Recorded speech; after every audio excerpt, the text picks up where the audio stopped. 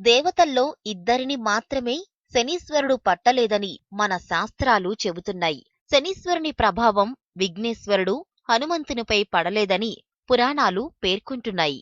శ్రీరామాయణంలోని ఓ చిన్న కథ ద్వారా హనుమంతునిపై శనీశ్వర ప్రభావం లేదనే విషయాన్ని మనం తెలుసుకోవచ్చు. రామాయణం ఆధారంగా లంకలో రావణుని చెరలో ఉన్న సీతాదేవిని రక్షించేందుకు వీలుగా హనుమంతుడు సముద్రంలో ఓ మార్గాన్ని నిర్మించారు.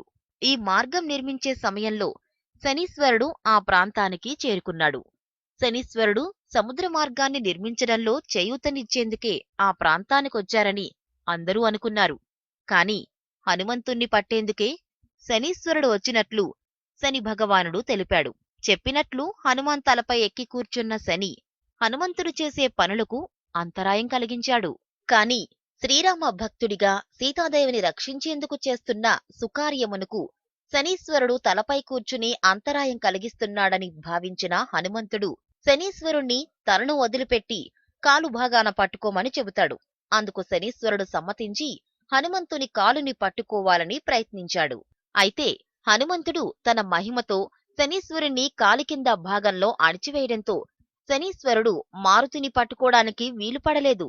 దీంతోపాటు శనీశ్వరుడు హనుమంతుని పాదాల కిందనే ఉండి తప్పించుకునే మార్గం లేక తప్పించిపోయాడని పురాణాలు చెబుతున్నాయి.